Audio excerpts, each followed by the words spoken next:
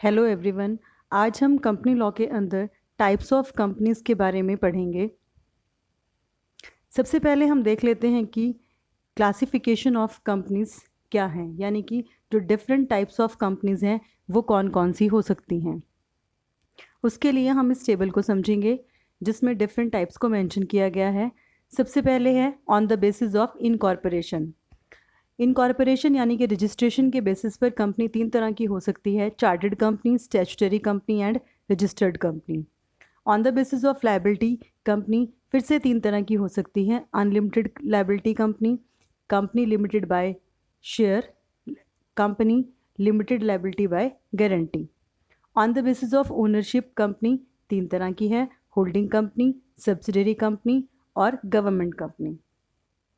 On the basis of transferability of share company दो तरह की है: प्राइवेट कंपनी और public company. On the basis of nationality company फिर से दो तरह की है: डोमेस्टिक कंपनी और फॉरेन कंपनी। और कंपनी के कुछ और फॉर्म्स भी हैं जिसमें से कुछ हमने इस टॉप लेक्चर में कवर किए हैं, जैसे one man company, company not for profit, small company, investment company and public financial institution. अब हम इनको वन बाय वन डिस्कस करेंगे। सबसे पहले है classification on the basis of incorporation. Incorporation के बेसिस पर कंपनी तीन तरह की हो सकती है। सबसे पहले है चार्टर्ड कंपनी। चार्टर्ड कंपनी वो होती है जो कंपनीज के जो रॉयल चार्टर हैं उनके अकॉर्डिंग जिसकी इस्टेब्लिशमेंट होता है, या फिर जो उस कंट्री का राजा या महाराजा होता है या रानी अगर वहाँ को रूल करती है उस कंट्री को, तो उनके स्पेशल ऑर्डर पर जिस कंपनी की स्थापना होती है वो चार्टर्ड कंपनी कहलाती है। एग्जाम्पल के तौर पर ईस्ट इंडिया कंपनी भी ग्रेट ब्रिटेन के रॉयल चार्टर के अंडर ही इस्टेब्लिश हुई थी।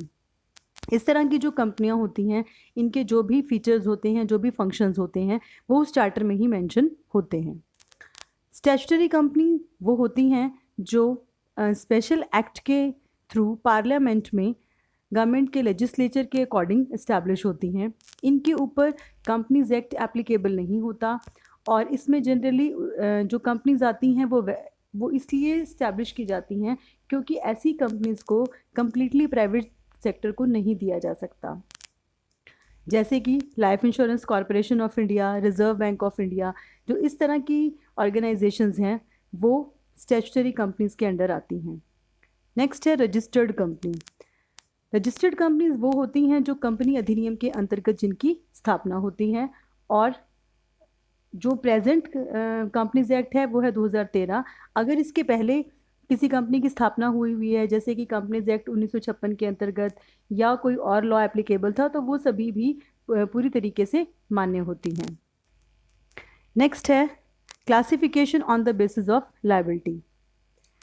अगर हम दायित्व की बात करें तो उसके आधार पर कंपनियां तीन तरह की हो सकती हैं। सबसे पहले है अनलिमिटेड लायबिलिटी कंपनी। ऐसी कंपनी में जो सदस्य होते हैं उनका दायित्व असीमित होता है, यानी कि कंपनी के समापन की दशा में अगर जो बाहरी पक्षकार हैं उनकी देनदारी ज़्यादा है और कंपनी के पास इतनी एसेट्स नहीं हैं, तो ऐसी सिचुएशन में कंपनी के जो मेंबर्स हैं उनकी जो पर्सनल प्रॉपर्टी है उनको भी यूज़ किया जा सकता है लायबिलिटीज़ को पे करने के लिए। प्रैक्टिकली इस तरह की जो कंपनीज हैं वो कम इस्टेब्लिश होती हैं, क्योंकि कंपनी जो फॉर्म है बिजनेस की वो उसका मेन फीचर ही यही है कि इसमें जो मेंबर्स की लायबिलिटी है वो लिमिटेड होती है। इसी करके ये जो है वो कंपनी फॉर्म होती है। जो नेक्स्ट कैटेगरी है वो है कंपनी लिमिटेड बाय गारंटी। जो कंपनी अपने मेमोरेंडम ऑफ एसोसिएशन में ये बात मेंशन करती है कि वो कंपनी लिमिटेड बाय गारंटी है, और उसके जो मेंबर्स हैं वो भी ये गारंटी देते हैं कि कंपनी के समापन की दशा में वो कितनी अमाउंट तक कंट्रीब्यूट करेंगे कंपनी की लायबिलिटीज़ को पे करने के लिए। जितनी अमाउंट वो कहते हैं उतनी ही अमाउंट तक उनकी लायबिलिटी लिमिटेड होती है। कंपनी लिमिटेड बाय शेयर्स में जो कंपनी के मेंबर्स होते हैं उन्होंने जितने शेयर्स खरीदे होते हैं उनकी जितनी अनपेड वैल्यू होती है उनकी लायबिलिटी सिर्फ वहीं तक सीमित होती है। अगर उन्होंने सारी अमाउंट पे कर दी है कंपनी को उन शेयर्स के लिए, तो फिर कंपनी के वाइंड अप के टाइम पर उनसे कुछ भी मांगा नहीं जा सकता। नेक्स्ट है classification on the basis of ownership. Ownership के आधार पर कंपनियां तीन तरह की हैं: होल्डिंग कंपनी, सब्सिडरी कंपनी और गवर्नमेंट कंपनी। होल्डिंग कंपनी को सब्सिडरी कंपनी के कंटेक्स्ट में समझा जाता है। होल्डिंग कंपनी वो होती है जिसकी आगे कोई सब्सिडरी यानी कि सहायक कंपनी होती है। अब सब्सिडरी कंपनी को भी होल्डिंग कंपनी के कंटेक्स्ट में ही समझेंगे। सेक्शन 2 सबसेक्शन 87 के अकॉर्डिंग सब्सिडरी कंपनी वो होती है जिसकी कोई होल्डिंग कंपनी, यानी होल्डिंग कंपनी को हिंदी में सूत्रधारी कंपनी और सब्सिडरी को सहायक कंपनी कहते हैं। यानी कि सब्सिडरी कंपनी के ऊपर होल्डिंग कंपनी का कंट्रोल होता है। किस कंटेक्स्ट में? बोर्ड ऑफ डायरेक्टर्स के ऊपर भी और more than half share capital के ऊपर भी। यानी कि होल्डिंग कंपनी सब्सिडरी कंपनी के ऊपर बोर्ड ऑफ डायरेक्टर और शेयर कैपिटल के कंटेक्स्ट में कंट्रोल करती है। नेक्स्ट है गवर्नमेंट कंपनी। गवर्नमेंट कंपनी नाम से ही लग रहा है सरकारी company. Section 2 subsection 45 of companies act defines government company as any company in which not less than 51% of the paid up share capital is held by the government। यानी कि जहां पर सरकार के द्वारा 51% से ज़्यादा यानी कि majority of share capital government के पास होती है, वो गवर्नमेंट कंपनी कहलाती है।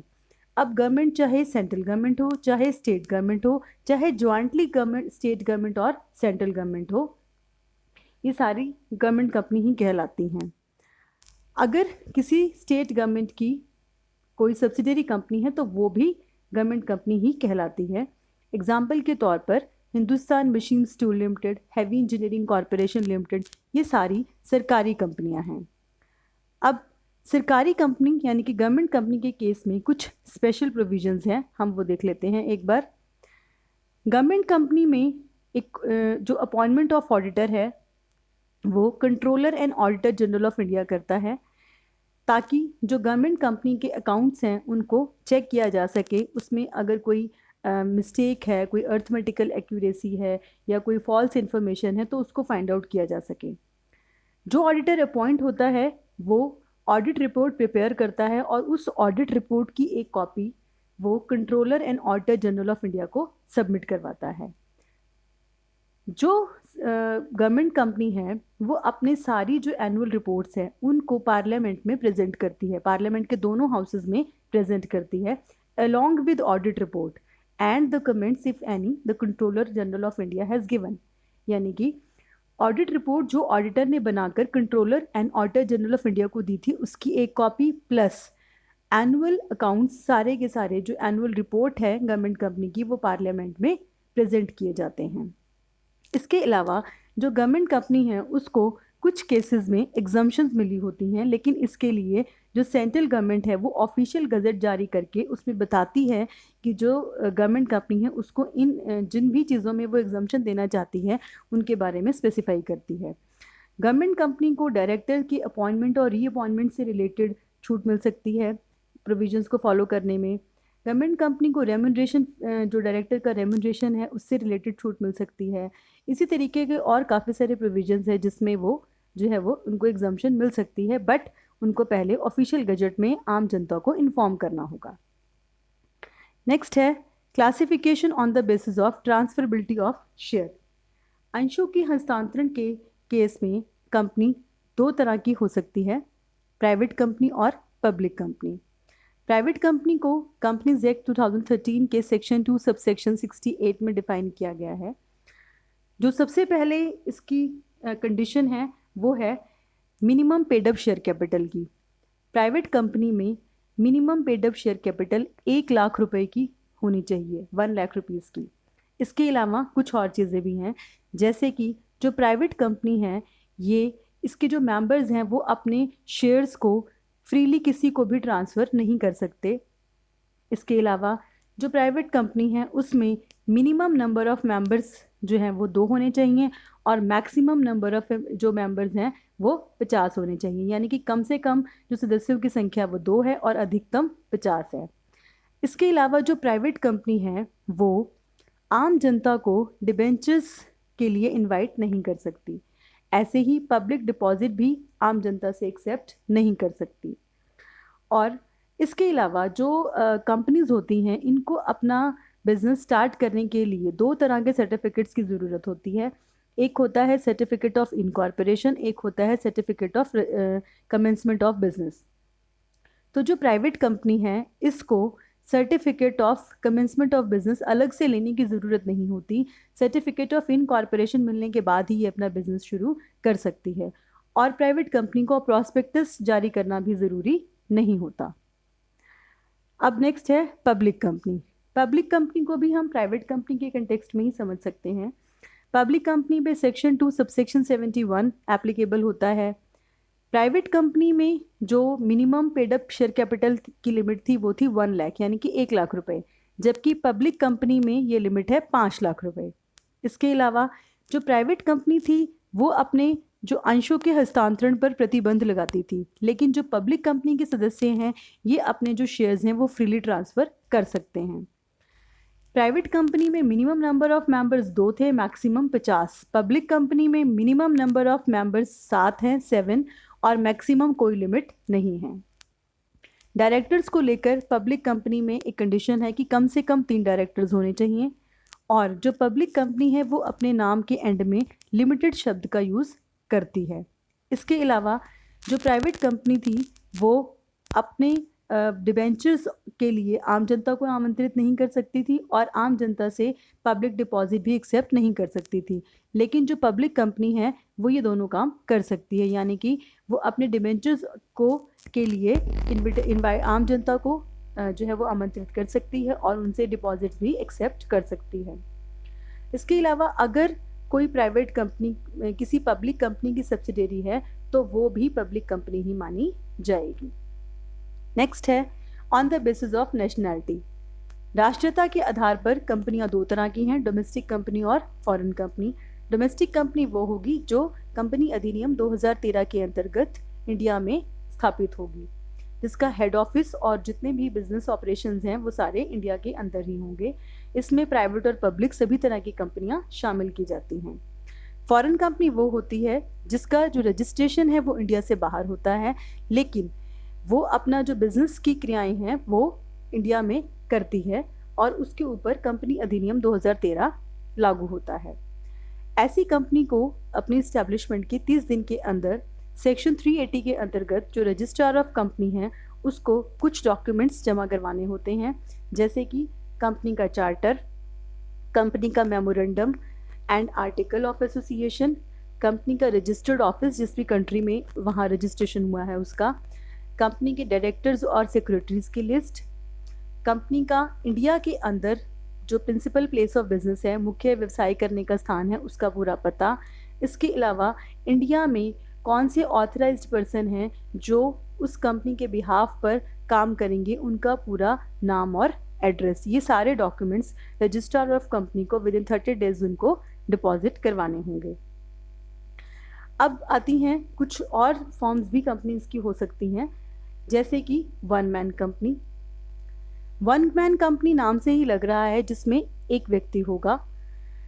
तो जो 1 मैन कंपनी है इसमें एक मेन पर्सन होता है, सिंगल पर्सन होता है। इसके अलावा कुछ डमी मेंबर्स हो सकते हैं। जो मेन शेयर कैपिटल है वो उसी के पास होती है, बाकी जो डमी मेंबर्स हैं उनको एक एक शेयर्स दे दिए जाते हैं। इनका जो इस्टेब्लिशमेंट है वो कंपनीज एक्ट 2013 के सेक्शन 2 सबसेक्शन 62 के अंदर होता है, और जो ये है वो बाकी मेंबर्स को एक एक सिंगल शेयर देकर जो है वो अपना बिजनेस शुरू कर सकती हैं। इससे रिलेटेड कुछ प्रोविजंस हैं कंपनीज एक्ट में। बेसिकली ये पब्लिक और प्राइवेट टाइप की ही कंपनी, ये बेसिकली प्राइवेट कंपनी है जो 1 मैन कंपनी होती है, और इसमें जो है वो 2 जो कंडीशंस हैं वो ध्यान में रखनी होंगी। एक तो कि इसमें कम से कम एक डायरेक्टर का होना ज़रूरी है, तभी ये अपने आप को प्राइवेट कंपनी के रूप में रजिस्टर करवा पाएगी। दूसरा, जो 1 पर्सन कंपनी है वो अपने आप को चाहे वो लिमिटेड बाय शेयर के रूप में रजिस्टर करवा ले, चाहे वो लिमिटेड बाय गारंटी के फॉर्म में रजिस्टर करवा ले, चाहे वो अनलिमिटेड लायबिलिटी कंपनी के रूप में रजिस्टर करवा ले, उसकी मर्जी है। नेक्स्ट है company is not for profit. नाम से ही लगता है कि ऐसी कंपनी जिनकी स्थापना लाभ कमाने के उद्देश्य से नहीं हुई है। ऐसी कंपनियों को केंद्र सरकार से लाइसेंस लेना होता है अपना बिजनेस शुरू करने से पहले, और ये कंपनियां अपने नाम के साथ प्राइवेट या लिमिटेड शब्द लगाने के लिए बाध्य नहीं होती हैं, ज़रूरी नहीं होता है। जनरली जो इनकी एस्टेब्लिशमेंट है वो जो कंट्री है उसके डेवलपमेंट और जो कुछ स्पेशल एरियाज़ हैं उनको डेवलप करने के लिए की जाती है, जैसे आर्ट, कल्चर, साइंसेस, स्पोर्ट्स, इन सब के लिए को डेवलप करने के लिए इनका जो है वो स्थापना होती है। इनको काफ़ी सारी चीज़ों में छूट मिली होती है, जैसे कि इनके लिए रजिस्ट्रेशन करवाना कंपलसरी नहीं है, इनको मेमोरेंडम और आर्टिकल ऑफ एसोसिएशन के रजिस्ट्रेशन पे स्टैम्प ड्यूटी नहीं देनी होती है, इनके लिए शेयर कैपिटल की भी कोई लिमिट नहीं है। पर क्योंकि इनका जो इस्टेब्लिशमेंट है वो गवर्नमेंट के लाइसेंस के साथ होता है, तो जब गवर्नमेंट चाहे तब इनका लाइसेंस इनको नोटिस देकर कैंसिल कर सकती है अगर कुछ भी गड़बड़ लगता है तो। नेक्स्ट है स्मॉल कंपनी। स्मॉल कंपनी की जो इस्टेब्लिशमेंट है वो डॉक्टर जे ईरानी कमेटी की रिकमेंडेशन पे हुई थी, और इसको लेकर के जो दो मेन प्रोविजंस हैं, एक तो पेड अप शेयर कैपिटल को लेकर है, एक टर्नओवर को लेकर है। पेड अप शेयर कैपिटल के केस में स्मॉल कंपनी में जो कैपिटल है वो 50 लाख रुपए से ज़्यादा नहीं हो सकती, यानी कि 50 लाख रुपए से ज़्यादा नहीं हो सकती। इन सम सर्कमस्टांसेस हम इसको बढ़ा सकते हैं परमिशन लेके, लेकिन फिर भी ये 5 करोड़ से ज़्यादा तो कभी भी नहीं होगी। और अगर टर्नओवर की बात करें तो पिछले प्रॉफिट एंड लॉस में कंपनी की जो टर्नओवर है वो मैक्सिमम 2 करोड़ हो सकती है, बट इस लिमिट को बढ़ाया जा सकता है, लेकिन फिर भी किसी भी हालत में ये लिमिट, टर्नओवर की जो लिमिट है वो 20 करोड़ से ज़्यादा नहीं हो सकती। नेक्स्ट है investment company. Investment company section 186 के अंडर जो है वो इसकी इस्टेब्लिशमेंट होती है, जिसका जो मेन बिजनेस है वो शेयर, डिबेंचर्स या किसी और तरह की सिक्योरिटीज़ को एक्वायर करना है। मतलब ये शेयर, डिबेंचर्स को खरीदती है और उसी में डीलिंग करती है, यानी कि इनकी जो मेन इनकम है वो इंटरेस्ट और डिविडेंड होती है, और उनको खरीदने और बेचने से भी इनको प्रॉफिट होता है। तो ये जो है वो इन्वेस्टमेंट कंपनीज कहलाती हैं। नेक्स्ट है public financial institution. Public financial institution की स्थापना सेक्शन 2 सबसेक्शन 72 के अंतर्गत होती है। जो पब्लिक फाइनेंशियल इंस्टीट्यूशंस हैं ये नॉन बैंकिंग फाइनेंशियल कंपनीज होती हैं, यानी कि ये बैंकिंग बिजनेस तो नहीं करती हैं, लेकिन ये फाइनेंस में डील करती हैं। और इसमें किस किस को हम इंक्लूड कर सकते हैं, जैसे इंश्योरेंस बिजनेस करने वाली companies like life insurance corporation of India, जिसकी स्थापना लाइफ इंश्योरेंस कॉरपोरेशन एक्ट 1956 के सेक्शन 3 के अकॉर्डिंग हुई। ऐसे ही और भी कंपनीज हैं जो इसमें फाइनेंस में डील करती हैं, जैसे कि infrastructure development finance company limited, unit trust of India, ये सभी जो है वो फाइनेंशियल सिक्योरिटीज़ में डील करती हैं। इसके अलावा अगर सेंट्रल गवर्नमेंट चाहे तो वो आरबीआई से कंसल्ट करके किसी और भी इंस्टीट्यूशन को पब्लिक फाइनेंशियल इंस्टीट्यूशन डिक्लेयर कर सकती है। तो ये थे डिफरेंट टाइप्स ऑफ कंपनीज जो कि हो सकते हैं। आई होप आपको ये टॉपिक समझ आ गया होगा। Thank you.